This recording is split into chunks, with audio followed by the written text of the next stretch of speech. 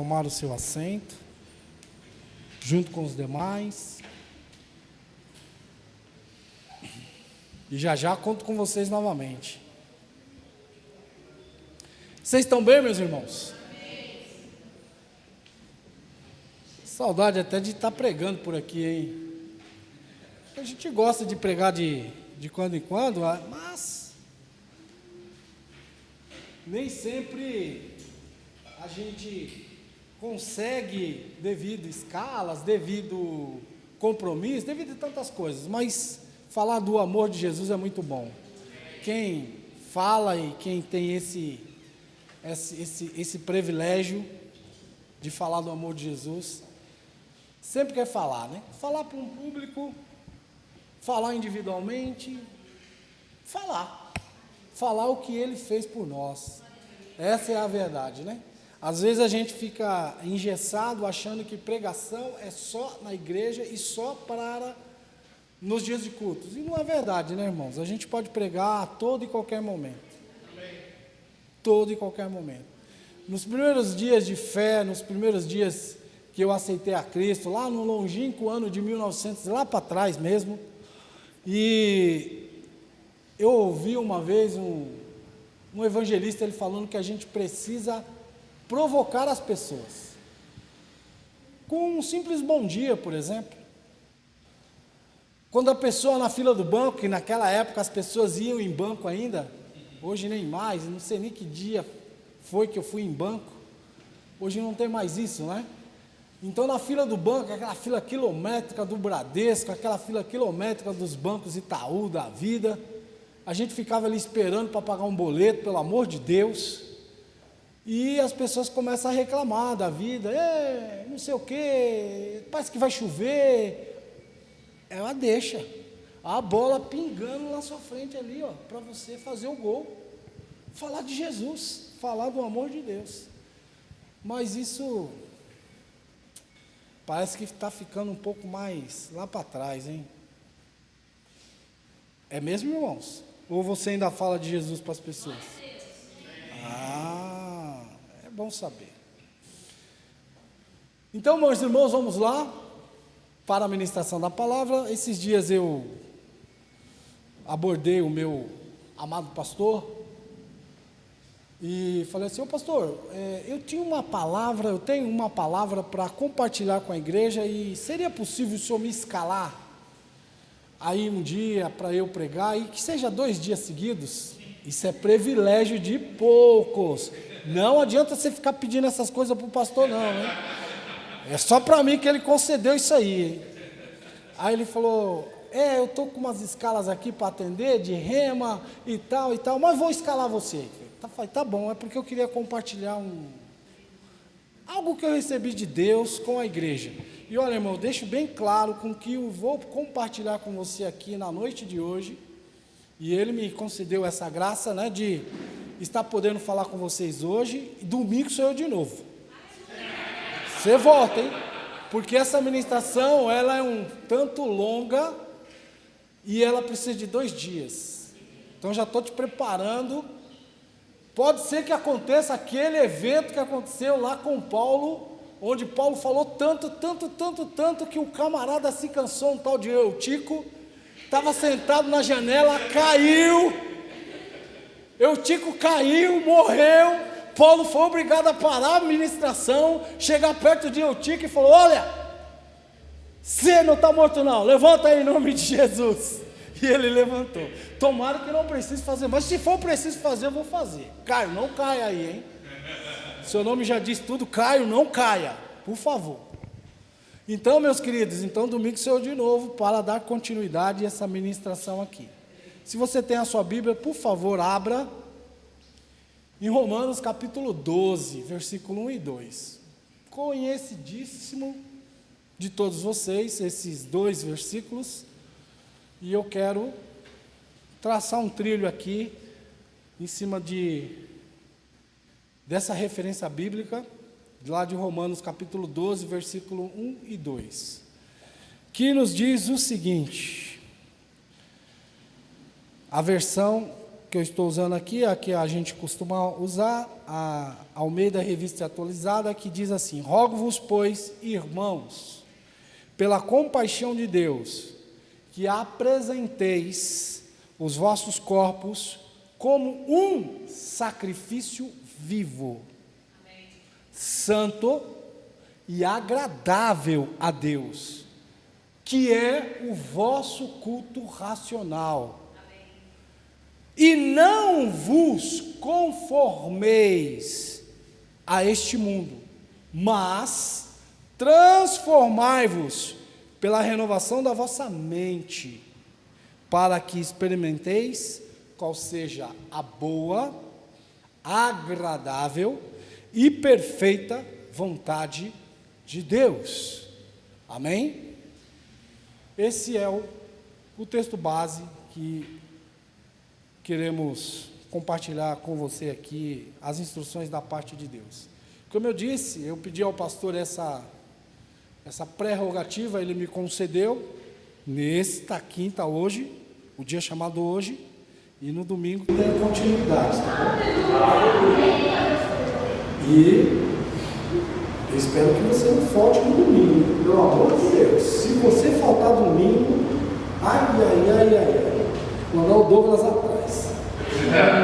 Então, amados, eu quero deixar claro que essa palavra não é um desabafo ou um ataque a quem quer que seja, mas eu tenho plena ciência do que eu estou falando aqui, e antes de você, o ouvido mais perto da minha boca são os meus. Deus, ele tratou e está tratando muito seriamente comigo acerca desses dois temas que eu quero discorrer com vocês hoje e no próximo domingo. O tema dessa ministração, por exemplo, o Senhor me trouxe para que eu compartilhasse com vocês, é mente renovada. Mente renovada. Diga comigo, mente renovada. Ok? Uma mente renovada. Beleza? Tudo bem? Então, amados, há uma necessidade pungente, iminente, de se ter uma mente renovada no presente século que a gente vive. Eu diria, eu arrisco te dizer, que ter uma mente renovada hoje, no ano de 2026, é tão verdade, tão necessária, mais do que quando você aceitou a Cristo, alguns anos atrás. No ano 2000, no ano 2020, no ano de 1990, no ano de 1980, no ano de 1970, como alguns. Tem gente antiga aí, irmão. No ano de 1985, como esse que vos fala. De verdade, é importante a gente não só viver lá do juros e dividendos do passado, como se nós fôssemos lá buscar no banco que a gente depositou por longos e longos e longos anos, algum dividendo, e a gente não ora mais, a gente não busca mais, a gente não jejua mais, a gente não lê mais Bíblia, a gente não tem mais uma vida de santificação, a gente não tem mais uma vida realmente aos pés do Senhor, buscando as suas instruções, achando que você já fez tudo isso quando você levantou as mãos a Cristo.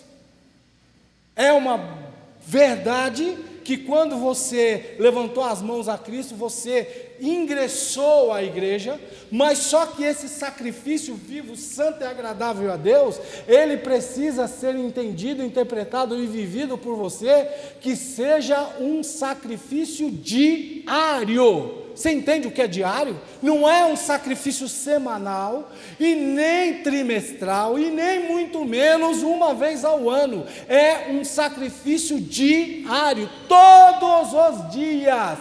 Você precisa trazer isso para a sua maneira de viver, para o seu estilo de vida. Se você assim não fizer, irmãos, nós vamos nos enredar de tal forma com as coisas desse mundo, que periga que a gente Ingresse naquilo que está escrito lá em 1 de João, capítulo 5, versículo 19. Que nós sabemos que o mundo jaz no maligno. Ele está morto, está lá, como se estivesse sepultado no maligno. E nós estamos, muitas das vezes, deixando até nos enredar de tal forma, que estamos ingressando nesse mundo de mortos, e não estamos nem percebendo. Há muitos anos atrás mesmo, eu vi uma ministração de, acho que a Paulinha vai lembrar disso, com toda certeza, porque ela é dessa época. Eu me lembrava de uma ministração de que, uma ilustração que o pregador trazia, que ele tinha um papagaio e o papagaio só sabia falar, não tem problema. Acho que você já viu essa daí, né? O papagaio só sabia falar, não tem problema. Ele só aprendeu a falar, não tem problema. Como tem uns papagaios hoje em dia que sabem falar, vai Corinthians, já viu um papagaio falando, vai Corinthians, já viu? Então eles aprendem algumas coisas e esse aí só aprendeu a falar, não tem problema. Não tem problema, não tem problema, não tem problema, não tem problema. O dono chegava perto dele, não tem problema. Chegava outra pessoa, não tem problema, não tem problema, não tem problema. Quando em dado momento, irmãos, um gato apareceu e ele começou, não tem problema. E o gato mais próximo do papagaio, ele, não tem problema, não tem problema, não tem problema. E o dono não estava ali ouvindo ele falando, não tem problema, não tem problema, não tem problema. E o dono falou, mas por que ele está falando tão rápido, não tem problema, não tem problema, não tem problema, não tem problema. E o papagaio, não tem problema, não tem problema. E aquela voz foi diminuindo, daqui a pouco não tem problema. Desapareceu. O gato, moral da história, devorou o papagaio. E ele, nos últimos instantes de vida, disse, não tem problema. Anedota, né, irmão? Mas para você entender que muitas das vezes a gente está vivendo exatamente dessa forma e dessa maneira. Então, irmãos, a necessidade de renovar a mente no presente século é eminente. Pois um cristão sem uma mente renovada, você já parou para pensar, um cristão sem uma mente renovada, ele não é páreo para o inimigo das nossas almas, para Satanás, para os ataques cotidianos do diabo. E o diabo, irmãos, é interessante que os ataques dele são massivos, os ataques do diabo são intensos, os ataques do diabo são repentinos. É assim mesmo ou não? Ou é só acontece isso comigo? Ataques repentinos que você nem estava esperando, daqui a pouco foi atacado, como por exemplo uma fechada no trânsito, e você, abençoado. Ainda bem que você falou abençoado, você não xingou o camarada, né? Tudo bem. Então, irmãos, esses ataques são repentinos e às vezes até ataques duradouros, por dias, às vezes por meses, às vezes por temporadas, por décadas. Alguns até têm vivido isso. Um ataque satânico por décadas. Como assim, pastor? Irmãos, porque se a gente não destronar onde o camarada está nos atacando, aquele ataque vai continuar, ele só ganhando força. Essa é a grande verdade. Então, não ter uma mente renovada faz com que a gente nem esteja sensíveis às astutas ciladas do diabo e perceba que ela está armada contra nós, e a gente, com a força e graça da palavra, com a força e graça do Senhor, a gente consegue desbaratar. A palavra de Deus, lá em 1 João capítulo 5, versículo 19, que eu disse, nos diz o quê? Sabemos que somos de Deus, e que o mundo inteiro jaz no maligno. O que é isso, jaz no maligno? Você, por certo, já viu falar numa palavra chamada jazigo. O que é jazigo? Jazigo é um local onde está sepultado pessoa. Quando João, ele fala que o mundo jaz no maligno, ele não está dizendo que as estações do mundo, inverno, verão, primavera e outono, do maligno, está no maligno. Não é o sistema, não é as árvores florescendo, não é a fotossíntese das plantas, não é isso, mas é o sistema que regem as pessoas. Ele está totalmente dominado pelo maligno, irmãos. Isso você consegue perceber nitidamente, que o diabo, irmãos, ele não está para brincadeira. Olha, basta você ouvir um pouco de notícia, por exemplo, seja ela televisiva, seja ela no rádio, ou seja ela até mesmo pelas vias, hoje que a gente está se informando muito, por internet. A gente vê, irmãos, que o inferno está fazendo. Recentemente, o meu filho hoje estava falando de manhã para mim, que um desembargador lá em Minas, ele absolveu um camarada que casou com acho que é isso mesmo, casou com uma menina de 12 anos, e o cara tinha 35 anos, ele foi absolvido, e o juiz voltou atrás na sua decisão, e o juiz foi tão, sei lá, infeliz na sua decisão, que ele deu lá acho que ele pegou uma IA, e não excluiu o trecho da IA direitinho, e ficou mais feio para ele ainda, ele refazendo o seu voto, por exemplo. Então você vê como que isso, um homem de 35 anos pega uma menina de 12 anos e casa com ela. E isso para a sociedade é como se fosse a coisa mais normal do mundo.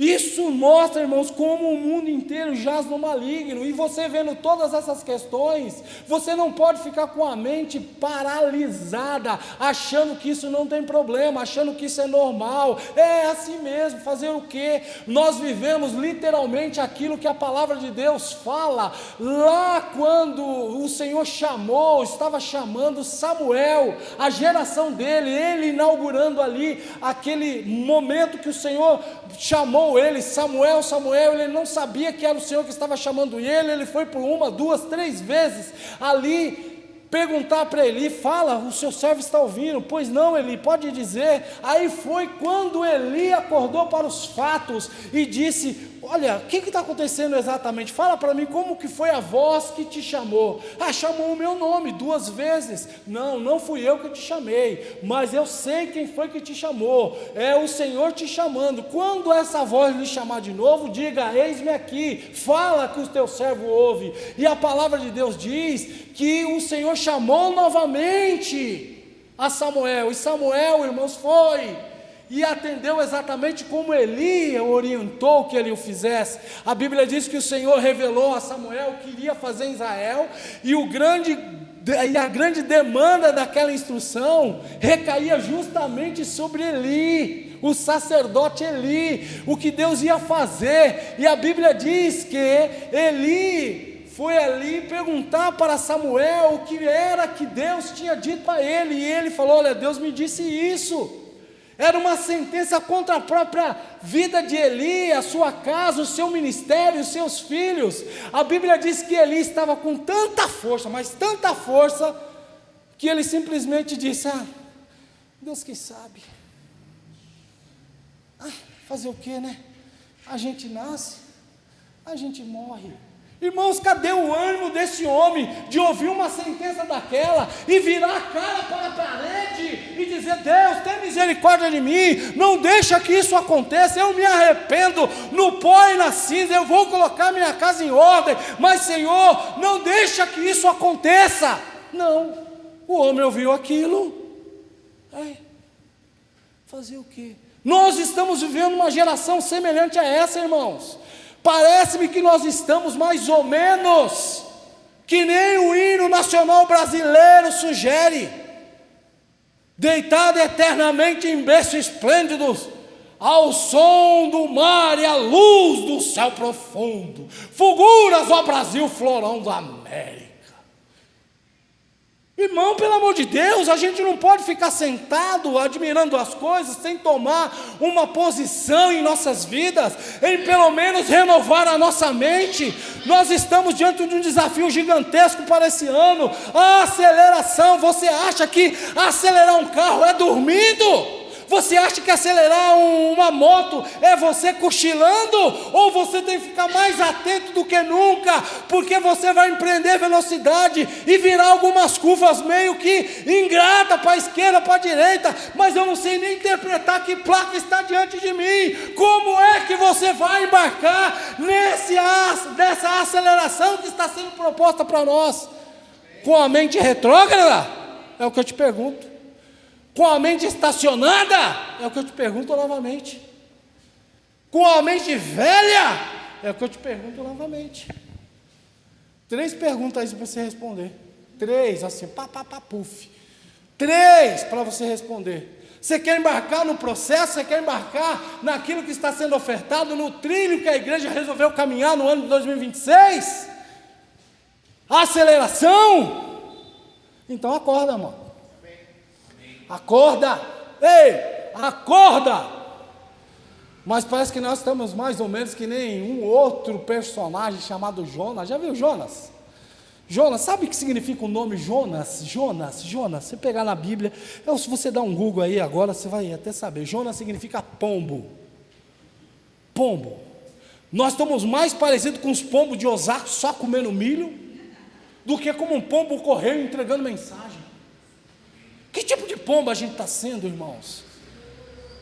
Às vezes a gente está descendo ali para Jope, descendo para dentro do barco, e não esquece que também Deus vai fazer você sair desse lugar e pode te levar até, meu Deus, eu falo ou não falo? Descer para o bucho de um peixe, por exemplo, mas que Deus leva você onde Ele precisa levar, Ele vai levar. Você só precisa estar acordado, é melhor que esteja acordado. A mente renovada, irmãos. Por quê? Porque o mundo jaz no maligno. Amém?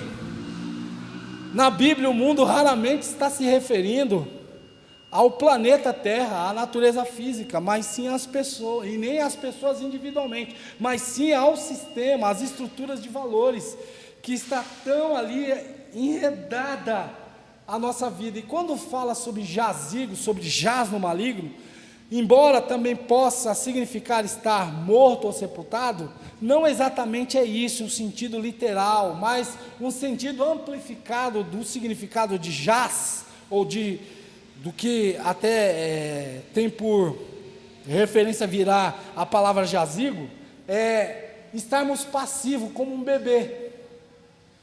Já viu o bebê ter algum tipo de reação quando está nos braços da mãe ou nos braços de alguém?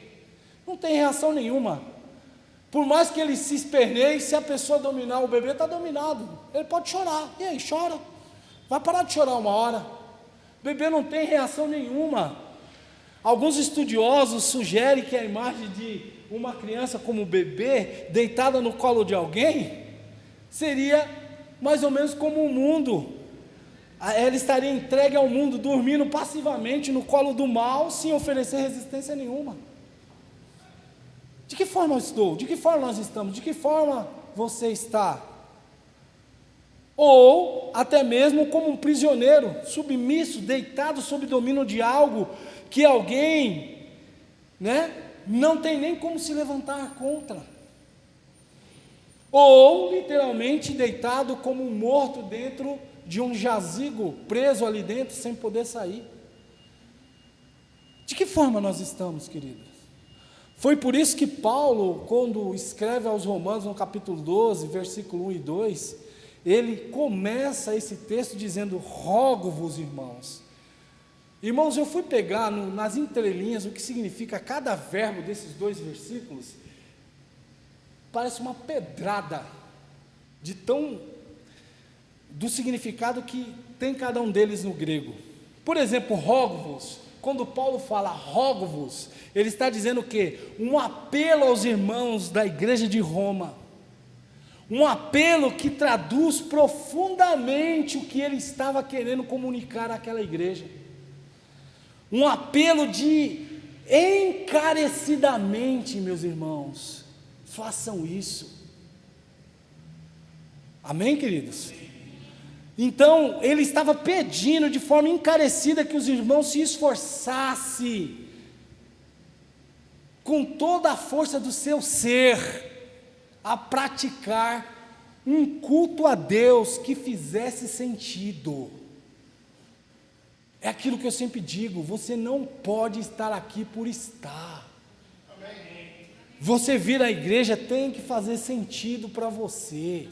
Você não pode vir à igreja porque o pastor Felipe vai te ligar, porque ele não te viu. E agora que esse negócio de discipulado, o Douglas vai pegar no meu pé. Eu preciso ir. Amados, se nós agirmos dessa forma, irmãos, nós estamos ligando o automático como se fosse aquilo que a gente já ouviu por diversas vezes aqui, dando um cheque. Fui na igreja quinta, check. Fui na igreja domingo, check. Fui na reunião de cooperadores, check. Dei meu dízimo, check. Irmãos, olha só o que a palavra de Deus diz. Se você fizer só o que você manda, só o que te manda fazer, ok? Se você fizer só o que te manda fazer, Caio, por gentileza, pega essa cadeira, coloca aí. O Caio vai, não precisa não, Caio, fica aí, o Caio vai e coloca lá. Caio, por favor, tira essa caixa, joga para o outro lado aqui, vamos colocar do outro lado aqui, o Caio vai e coloca a caixa para cá. Caio, esse pedaço, por favor, leva lá atrás. Ele só está executando os meus comandos. A palavra de Deus diz que quando alguém passa a fazer isso, é executar comandos, apenas os comandos. Porque uma pessoa diz para ela fazer, porque uma pessoa diz para ela trazer, porque uma pessoa diz para ela ficar. A palavra até nos classifica como servo, sabe de que maneira? Como mesmo? Não ouvi, eu juro que eu não ouvi. Como mesmo? Inúteis. Mas eu fiz tudo que ele me mandou. Eu fiz. Eu levei para lá, eu tirei daqui, levei para o outro lado. Eu fui. Eu respondi chamada. Eu entreguei o dízimo. Mas a Bíblia te classifica como inútil, porque você só fez o que te pediu para fazer. Amém, meus queridos? Agora segura a pedrada aí, ó. Fica assim que lá vai a pedrada. Se eu sou classificado como inútil porque só faço o que me manda, e você que não faz o que ninguém manda, você é o quê? Então, eita! Foram embora, irmãos? Ou estão aí ainda? Se eu só faço o que me pede e eu executo com maestria, e eu que não faço nada, sou o que então?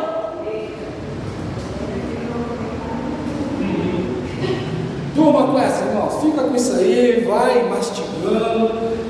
Toma água se tiver difícil de engolir, mas vai. Foi isso que Paulo estava dizendo quando ele estava escrevendo esta palavra aos irmãos de Roma. O verbo rogar no grego chama parakeleo, que significa mais do que um pedido. Meu pai, ele quando vivo, ele tinha um dizer que você não tinha como negar quando ele falava um negócio assim. Ele pedia alguma coisa para você, ele falava, pelo leite que tu bebeu da tua mãe.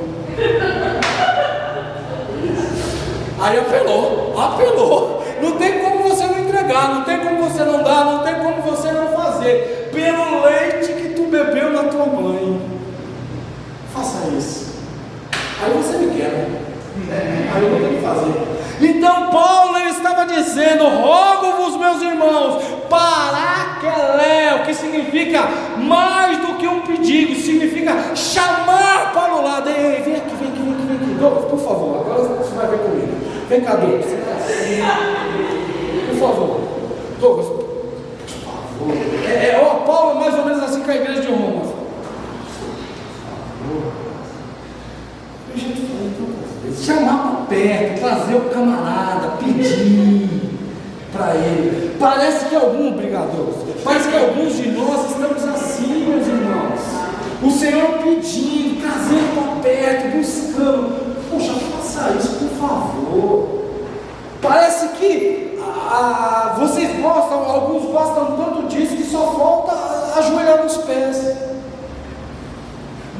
Por favor, faz isso aí. E o que Paulo está dizendo, para que o camarada tomasse essa ciência, esse apelo afetuoso, esse apelo urgente, para o quê? Para que ele oferecesse a ele mesmo, a Ele mesmo, não oferecer aos outros não, é oferecer a Ele mesmo, como um sacrifício vivo, santo e agradável a Deus. Amém. Amém, meus irmãos? Então só quem tem uma mente renovada é que está entendendo o que eu estou dizendo.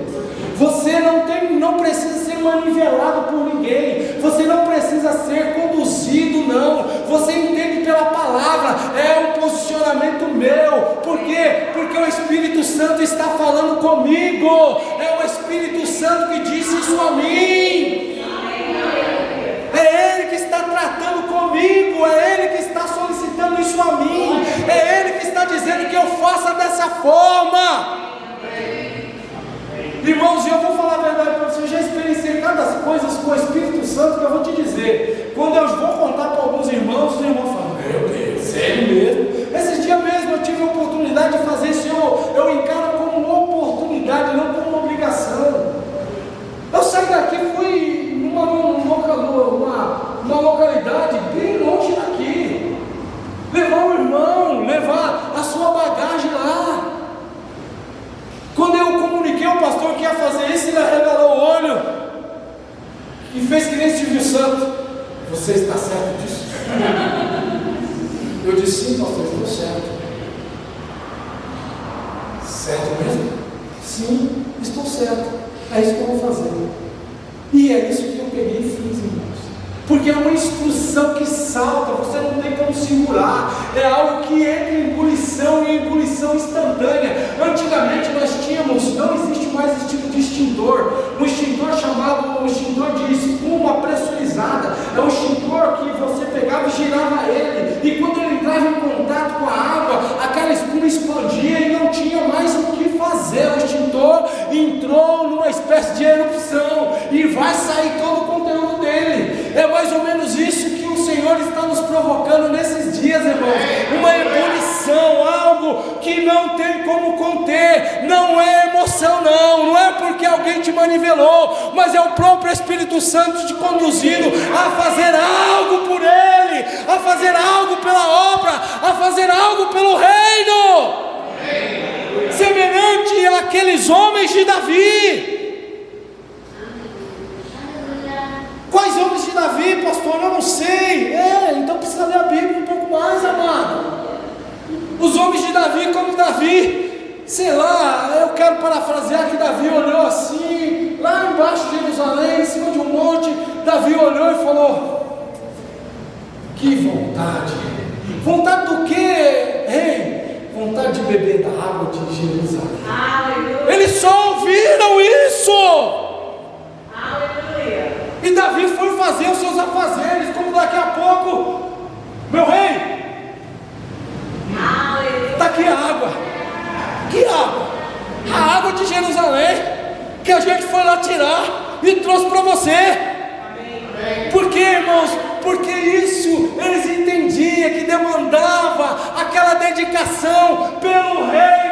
Um reino, inclusive, não era nem um reino eterno, era um reino humano. Agora imagina você quando faz determinada coisa para o reino que se estende para toda a eternidade. Você acha o que você faz, o que eu faço, vai ficar sem um reconhecimento do Todo-Poderoso pela sua ação. Mas só faz isso quem tem mente renovada, meu irmão. Porque se a sua mente for uma mente atrasada, você sempre vai fazer que nem um papagaio. Não tem problema. É isso mesmo. As coisas estão difíceis. E um incrédulo lança uma incredulidade na sua face e você não tem nem condições de rebater determinada incredulidade. O incrédulo pergunta qual é a razão da sua fé. Você está tão destreinado na palavra que não tem nem como dizer qual é a razão da sua fé. Talvez você esteja claro, você está fazendo um rema, mas o rema vai acabar, viu? O rema vai acabar. 2 anos do rema acaba e acaba rápido. Talvez você esteja ágil, com 2 toques na Bíblia, vai lá para João 3,16, com mais 2 toques na Bíblia, vai para João 1,1, com mais 2 toques na Bíblia, vai para Atos dos Apóstolos, capítulo 10, com 2 toques na Bíblia, vai para tal texto. Esse texto está ali, está aqui, lá, por quê? Porque está treinando. Mas vai chegar um dia dia que esse treino que você está treinando tão exaustivamente vai ser pedido a você, vai ser pedido. A renovação da sua mente não pode só acontecer nos 2 anos de rema, não, ela tem que acontecer todo o tempo, todo momento, a todo instante. A todo instante, irmãos. Difícil, irmãos. Esse pastor meio antiquado que eu sou, ouvi alguns crentes que já deveriam de verdade, pastor, ser mestres, demandando o tempo de crente que ele tem. Ainda pega as mesmas coisinhas. Eu sou tão lindo, pobrezinho. Que difícil para mim. Paulo diz: não, rogo, meus irmãos, presentes com o sacrifício vivo. Essa palavra, irmãos, ela nos encoraja no sentido de nos encorajar, de nos exortar, de implorar para que nós nos oferecemos como sacrifício vivo. Na sequência do Rogus, ele diz para que eu e você, rogo-vos, pois, meus irmãos, pelas misericórdias de Deus, que apresenteis.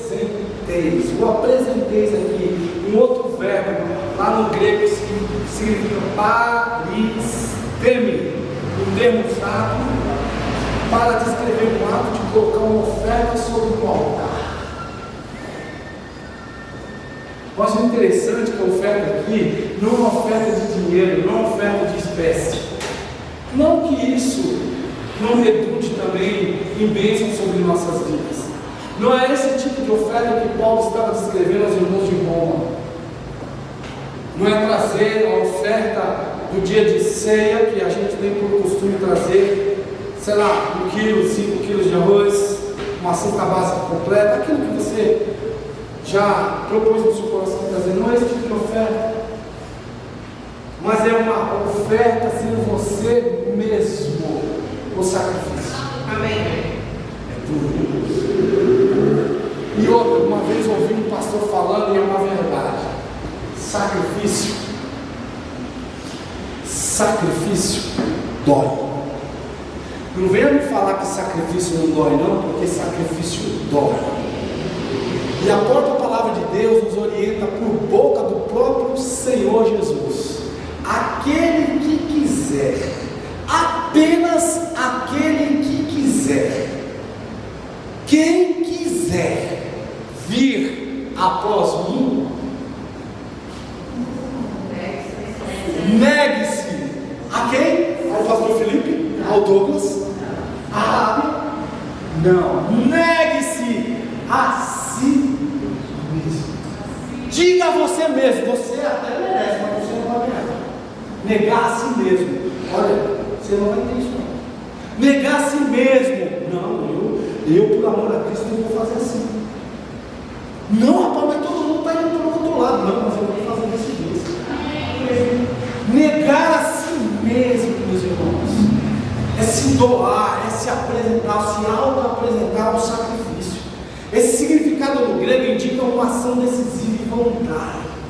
Eu quero fazer isso. Aquilo que Paulo, ele escreve ao povo de Coríntios: eu de muita boa vontade. Não é porque vocês são bonitinhos não, viu? Mas eu de muita boa vontade me gastarei. Olha, eu estou fazendo isso porque eu quero. Me gastarei, me deixarei gastar por amor de vossas almas, ainda que vocês não me amem o suficiente. Isso está claro, mas não tem problema não, eu faço porque eu amo vocês.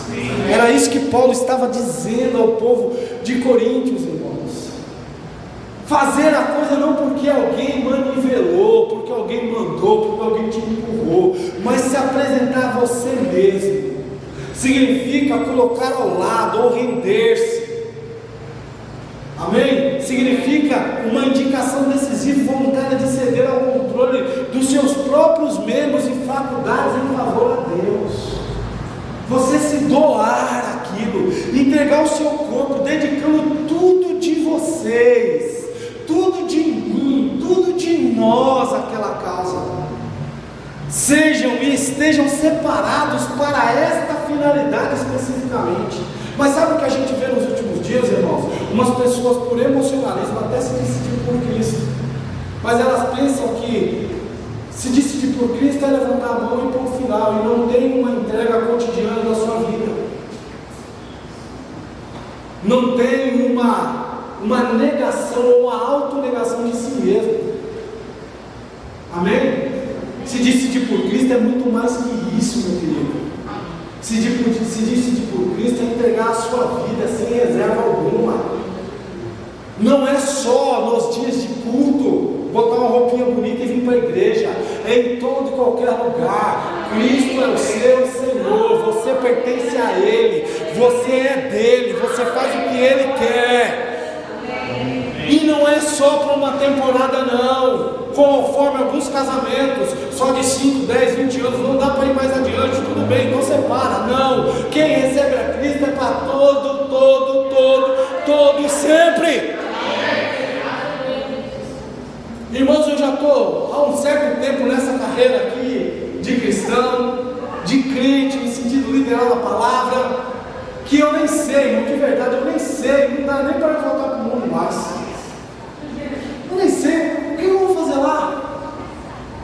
O povo nem me quer mais, ou talvez se me quer, eu não sei nem o que eu vou fazer mais. Não dá, irmão, não dá para ser inserido novamente, engolido por esse sistema.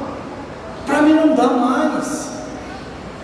Então, meus queridos, é isso que a palavra está nos ensinando aqui.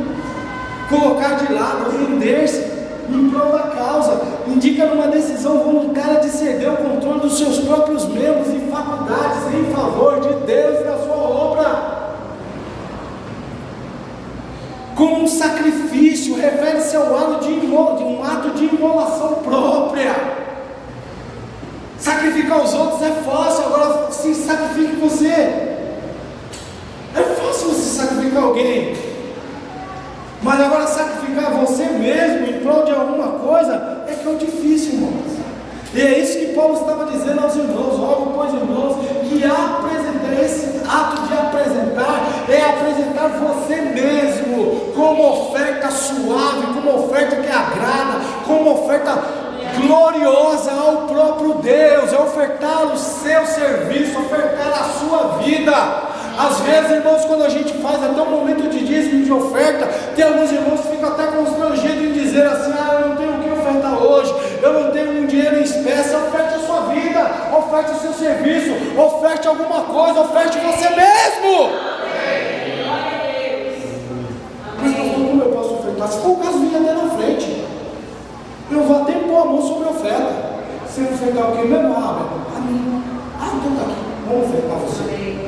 Senhor, recebe a Raábia como cheiro suave diante de ti. Ela está se ofertando a tua obra, ofertando a esse serviço em específico. Glória a Deus.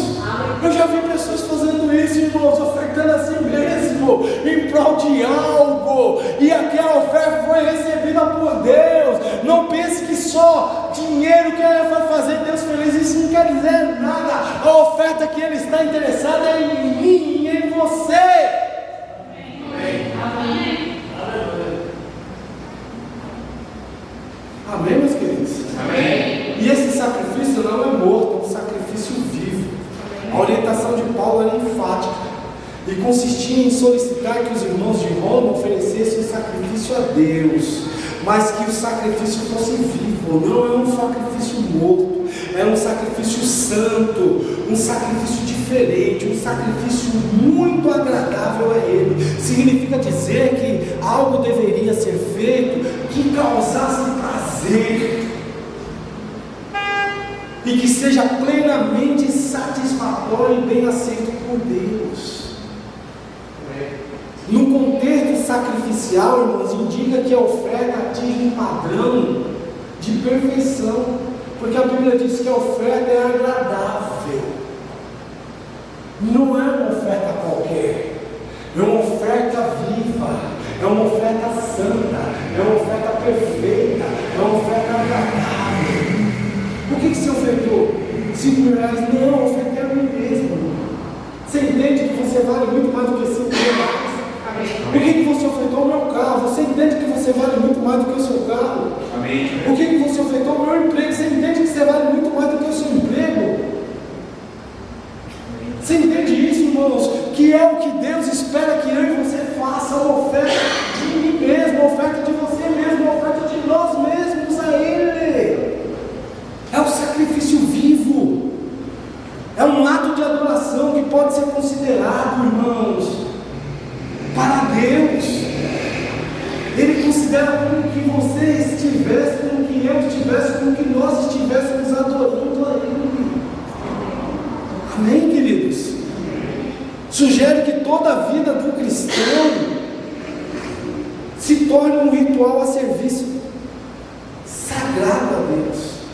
E é isso que Paulo está dizendo: rogo, pois, meus irmãos, pelas compaixões, que apresentei o vosso corpo em sacrifício vivo, santo e agradável a Deus.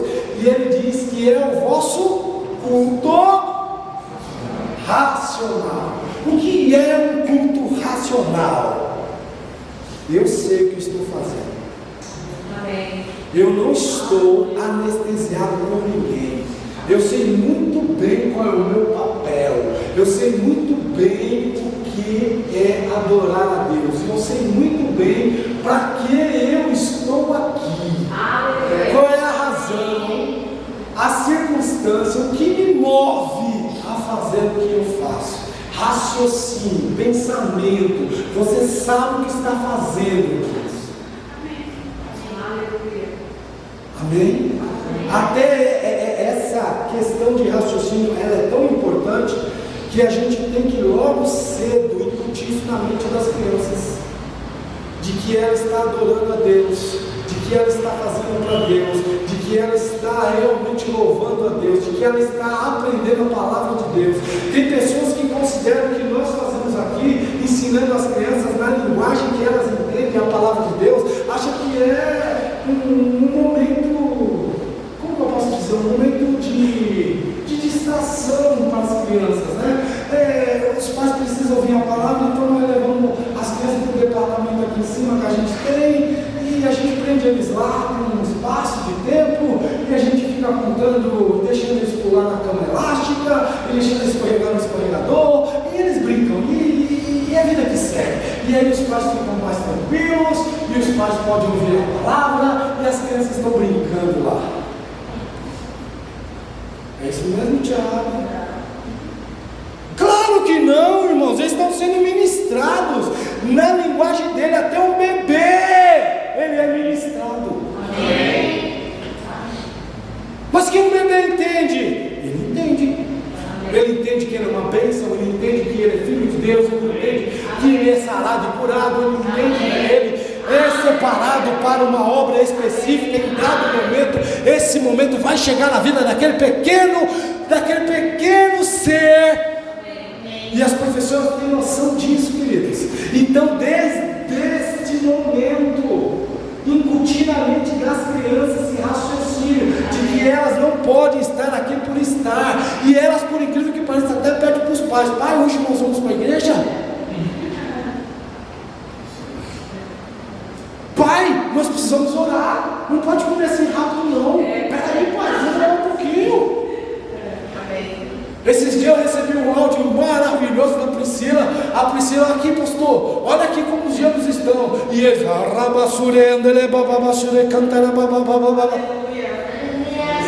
cada rajada de língua estranha, Esther, mas o Isaquinho, rapaz. E tem outros: não, eles estão imitando, falar em língua estranha. Imitando, né? Vai nessa que está imitando. Eles estão orando, e orando com fervor. E é assim que tem que ser, meus irmãos. É isso, porque quanto mais cedo eles aprenderem sobre o raciocínio lógico de se oferecer um culto que honra e glorifica a Deus, é melhor. Amém. E só assim a sua mente vai se renovando, percebe? A sua mente vai entendendo, a sua mente vai falando: eu não posso ficar nisso aqui. Porque, irmãos, a gente periga de verdade a ficar com nem calo na mão de lavrador. Eita, como assim, pastor? tanto pegar no cabo da enxada, ele vai criando alguns cabos na mão. Nos primeiros dias aquilo dói demais, até estoura, vira calo de sangue, mas depois caleja. E ele pega naquela mão, macia, né, de casa, aquela mão, macia até para fazer um carinho na esposa, não quer levar.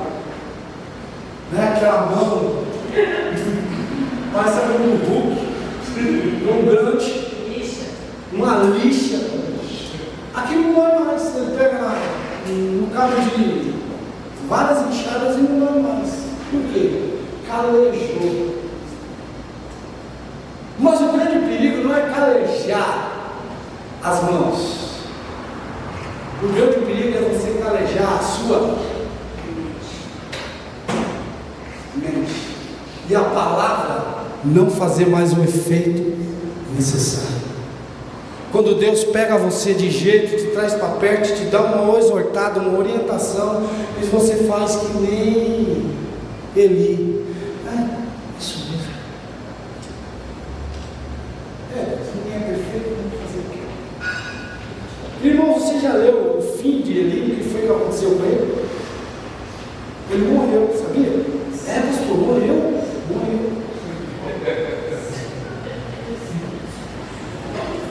E uma morte tão trágica que Eli, sabe do quê? Da onde ele caiu? De uma cadeira, irmãos. Como que alguém cai de uma cadeira e quebra o pescoço? Como assim? Brinca. Acha que não tem problema. Não trate de renovar sua mente, não. Não trate de se acercar com Deus enquanto é tempo. Não trate de fazer a leitura da palavra, não. Não trate de buscar a Deus, não. Não trate de orar. Não trate de reconsiderar sua rota para ver se você vai parar em outro caminho. Você vai parar literalmente no meio do mar. Não vai pousar onde? No destino que você sempre quis pousar. Por quê? Porque o desvio de rota foi estabelecido lá atrás e você não fez a correção. Eu não fiz a correção, nós não fizemos a correção. E vamos estacionar onde, irmão? No meio do mar. É isso que você quer? Por certo, não. É isso que eu quero? Não, eu não quero isso, meus irmãos. É isso que você quer, igreja? Claro que não. Então, se acalme. Tome tendência. Se ajuste. Se ofereça como um sacrifício vivo, santo e agradável a Deus, que é o seu culto racional. Procure renovar a sua mente. E veja a orientação do versículo de número 2. E não vos conformeis com este mundo. O que significa isso? Não se conformar é não tomar a forma do mundo. O mundo, irmãos, vai de mal a pior. O homem enganando, diz a palavra, e sendo enganado. Mas nós não precisamos ingressar nessa toada de enganar e ser enganado. Eu fico muito preocupado quando o crente começa a viver uma vida de esquema. Ele vende determinada coisa e ele começa a querer engambelar os outros, começa a querer engambelar as pessoas. Como por exemplo, ele precisa vender um carro dele, então ele fala: não, eu vou vender isso aqui, eu vou passar para frente. Eu não gosto nem desse termo, passar para frente. Mas ele bateu aqui, não, mas nós vamos colocar aqui um pouco de massa plástica aqui, e puxa isso de volta, e passa um pincel, e vamos levar isso na feira, e vamos vender esse trem aí. Irmão, pelo amor de Deus, eu falo isso porque eu já vivi situações dessas. Uma pessoa me vendeu um carro, que o abençoado, vamos dizer outra coisa, o abençoado, pastor, ele colocou banana verde no motor, para o motor parar de bater.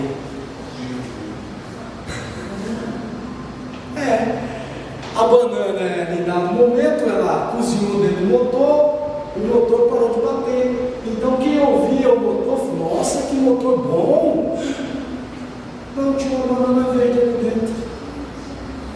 Depois passou o efeito da banana verde, o motor todo arrebentado. pessoas enganando os outros. Isso não é para nós, isso não cabe a nós. A gente não pode tomar a forma do mundo. Como, por exemplo, é normal, a coisa mais normal do mundo, o cara casar e trair a esposa. Porque o povo do mundo faz isso. O povo do mundo faz, mas o cristão não. O povo do mundo rouba, o cristão não. O povo do mundo usa de esquema, o cristão não. O povo do mundo engana, o cristão não. Nós andamos na contramão desse mundo, irmão. Se você estiver associado, fazendo as mesmas coisas que o povo do mundo faz, eu te aconselho urgentemente, urgentíssimo, engata uma ré, sai desse bolo, sai dessa panela e vem para Cristo, porque sua mente precisa urgentemente ser renovada. Eu fico até preocupado com alguém que quer fazer uma sociedade e essa sociedade está sendo estabelecida com uma pessoa não crente. Eu fico até preocupado com isso. Porque eu não posso, pastor, fazer? Olha, se eu fosse você, eu pensava melhor. Se eu fosse você, eu orava melhor. Se eu fosse você, eu reconsideraria essa possibilidade. Mas eu não posso, pastor. Não estou dizendo que você não pode. Eu só estou dizendo para você reconsiderar. E esperar o Espírito Santo falar com você. Por certo, ele vai falar. Mas isso é assunto para outro dia, né, irmão? Não sei nem por que eu estou falando isso aí. Mas vamos lá. Não se conformar é não tomar a forma. A ideia de seguir uma moda, um molde que o mundo dita não é para nós. Nossos valores não são iguais aos valores que o mundo adota, que o mundo vive. Nós somos diferentes. Esses dias eu ouvi um negócio que me deixa até chateado. Um casalzinho ia se casar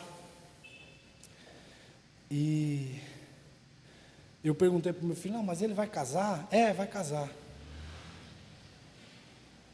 Mas ele já não é casado? É, mas vai casar. Mas como assim vai casar? Ah não, pai, ele já vive com a noiva lá e vai agora oficializar aquilo, mas ele já não está junto com ela? É, mas vai casar, de véu e grinalda, tudo bonitinho. Irmão,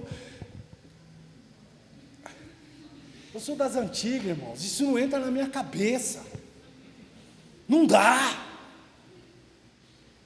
Hoje em dia, a coisa mais normal do mundo, o cara namorar, com 3 meses, já está, sei lá, frequentando um motel com a namorada, e nem casados estão. Irmão, quando eu me casei com a senhora, que ela não está no culto hoje, acho que vocês perceberam, o pastor da igreja me chamou lá, naquela conversinha, e botou eu e a minha digníssima na parede. Ele me olhou nos meus olhos e falou assim, irmão Zenilton. Eu falei, pois não, pastor, eu queria saber de você, se você está levando a irmã Maria para o altar virgem. Eu falei, meu Deus, que pergunta é essa? Na minha época era assim, irmãos. E sabe o que eu respondi? Sim, pastor, eu não mexi em nada não, está tudo intacto aí. Está aí intacto, eu não mexi em nada. É assim mesmo, irmão? É. E ele, às vezes, com outros jovens, fazia botar a mão na Bíblia. Eu não sei se isso tem base, pastor, mas ele fazia botar a mão na Bíblia. Irmãos, sabe que essa é uma prática que o povo do mundo está fazendo, e que isso está normatizando dentro das igrejas, como se nada tivesse problema. Irmãos, nós não somos igual ao mundo. É bom que o menino, quando namorar com a menina, saiba que se você acionar alguns mecanismos na sua vida, por exemplo, fazendo sexo antes do casamento, você só está atrasando o seu lado, não é beneficiando em nada não. Você só está atrasando. Se você não viver uma vida conjugal à luz da palavra, você só está atrasando a sua vida. E nós precisamos falar, e graças a Deus, Douglas, que está aí o discipulado, meu irmão. que vai surgir uns pepinos desses para nós. E nós temos que dar resposta a esse povo, porque é um pastoreamento de mais próximo, não é isso mesmo, pastor? Hashtag fica a dica, viu? Deixa eu concluir aqui, irmãos. Por que renovar a mente é necessário? Você sabe de onde brotou essa ministração aqui?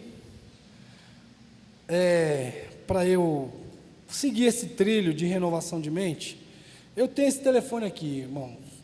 É um telefone relativamente bom. E de verdade eu só sei falar alô. Aperta aqui, alô. Os recursos que esse trem aqui fornece, o outro até que eu sabia mexer mais um pouco, mas esse aqui eu não sei mexer. Ele tem umas tecnologias aqui que é difícil, eu não sei mexer, de verdade, eu confesso para você. É um caipira em Nova York, tentando mexer com alguma coisa de primeiro mundo e apanha mais do que bate. E essa ministração nasceu no meu coração, quando vira e mexe, quem tem um telefone desse, esse iPhone aí, vira e mexe, aparece uma mensagem lá, para que você atualize o software, atualize o seu sistema. E você pode fazer isso, geralmente eles falam, pode fazer isso na hora de você dormir, você vai e atualiza, ele vai atualizando. Aí eu falei, mas que raio que eu tenho que ficar atualizando toda hora esse sistema? Aí tem um negócio chamado Gemini, você conhece a IA? Aí eu boto uma pergunta lá, por que eu tenho que ficar atualizando o sistema do meu celular? A resposta que veio, é porque a captura de dados, ela é constante. E se não houver uma atualização de sistema, o seu dado facilmente é capturado. Irmãos, isso com celular. Agora vamos traduzir tudo isso aqui para a vida espiritual. Não atualiza o seu sistema não. Não lê Bíblia não. Não vem na igreja não. Não esteja pronto não. Não se esforce não. Não procura viver uma vida de santidade não. Vem do jeito que está, fique como está, e oba, meu irmão. Irmão, de verdade, se às vezes a gente não tem nem força para vir na igreja, você acha que você vai ter força para ir para o céu? Se para vir para a igreja é tão fácil, é só vir, sentar aí nessas cadeiras e ouvir a palavra, é tão fácil que dirá ir para o céu. Você não vai, eu não vou, nós não vamos. Porque a gente coloca um entrave tão grande e num culto que diz para o céu, você vai? Você não vai. Você está de brincadeira. Talvez para o céu da boca da onça, que nem dizia meu pai. Mas para o céu, literalmente o céu de luz, onde as ruas são de ouros, você não vai não. Por quê? Porque você coloca entrave em tudo. E a renovação da mente, cadê a renovação da mente, irmãos? E eu falo para você que essa palavra não está falando com vocês, e logo que de cara está falando comigo. Zedito, cadê a sua renovação de mente? Cadê o seu posicionamento? Cadê o ano de 2026 que você disse que ia fazer tantas coisas, como por exemplo o regime? Você já percebeu que todo regime começa no mês de janeiro e a gente já está quase em março e o regime não foi startado ainda? Cadê o exercício físico que você disse que ia fazer, mas não está indo nem daqui na padaria, porque tem que pegar a chave do carro e ir lá de carro até na padaria? Cadê a aplicação na palavra de Deus que você disse que ia fazer tanto, ia ler a palavra, ia levantar pela manhã, ia orar um pouco mais, ia se dispor um pouco mais, ia andar uma milha a mais? Cadê? Cadê a renovação de mente que a gente tanto fala, irmãos? A renovação de mente, ela não está acontecendo simples desse jeito. Nós estamos com a mente retrógrada, uma mente lá para trás, uma mente de ainda quando aceitamos Jesus, e sempre queremos ir buscar nos bancos que nós depositamos ao longo da nossa vida, os dividendos. Não tem mais nada lá. Se você não depositar, se você não fizer, se eu não fizer, se nós não fizermos, a mente vai ficar atrasada e vai ser presa fácil para capturar dados. A necessidade de renovar a mente, irmãos, é conforme uma manutenção. Quem trabalha com manutenção sabe que existe pelo menos 3 tipos de manutenção: corretiva, preditiva e a outra, deixa eu escrever aqui, preventiva. A preventiva é aquela que você se antecipa, você não deixa quebrar, você se antecipa. Está dando novidade, vamos trocar isso aqui. Se antecipa, você não deixou quebrar, você está dando novidade, você faz. A preditiva é aquela que, tal dia, tal hora, a gente vai fazer isso. Ou estou discernindo algumas coisas aqui, já estamos usufruindo disso aqui há algum tempo, então já chegou o tempo mesmo, vamos fazer as trocas. E a corretiva é a que a gente mais usa. Quebrou e não tem mais jeito, a gente tem que trocar. E o Luan e o Ricardo, estão embaixo de uma porta aí, que essa porta já está me dando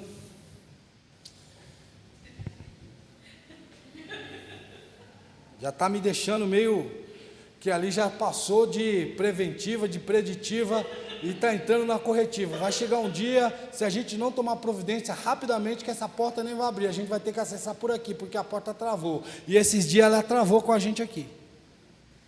Traduza tudo isso que eu disse à vida espiritual, irmãos. Nós estamos andando manivelados, essa é a verdade.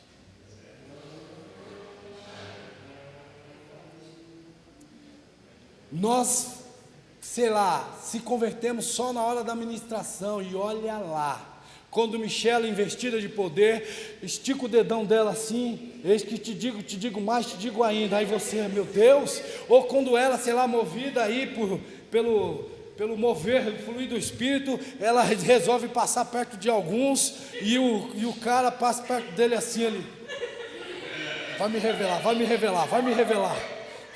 meu Deus, ela chegou perto demais. Então o cara fica meio com medo. Estou falando que é você não, Douglas, você não, pelo amor de Deus.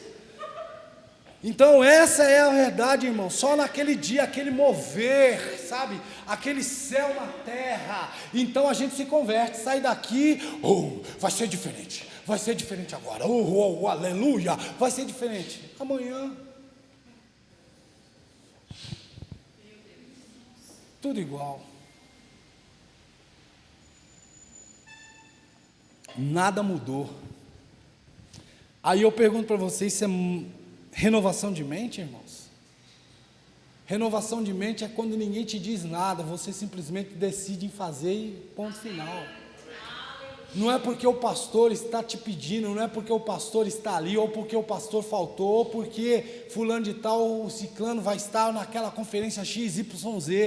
Não, é porque eu decidi fazer isso e eu vou fazer. Isso é mente renovada, irmãos. E de verdade nós precisamos passar por umas manutenções sérias. Eu fico preocupado.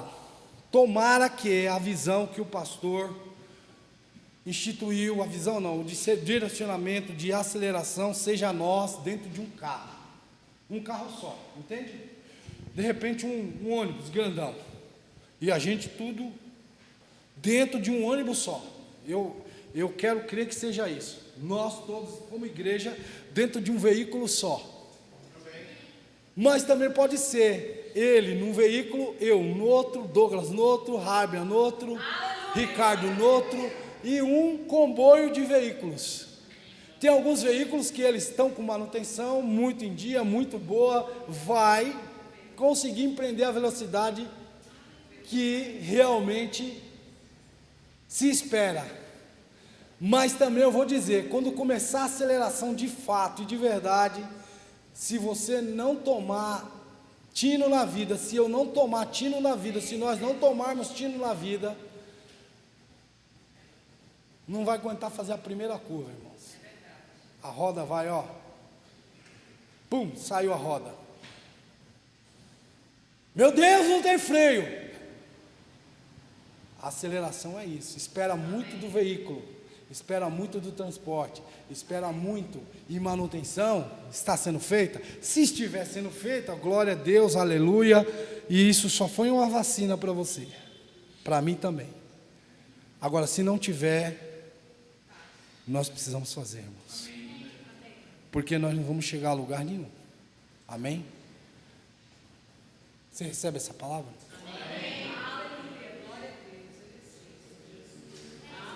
Mente renovada. Ministério de Música, por favor. Mente renovada, irmãos. Você precisa ter a mente renovada.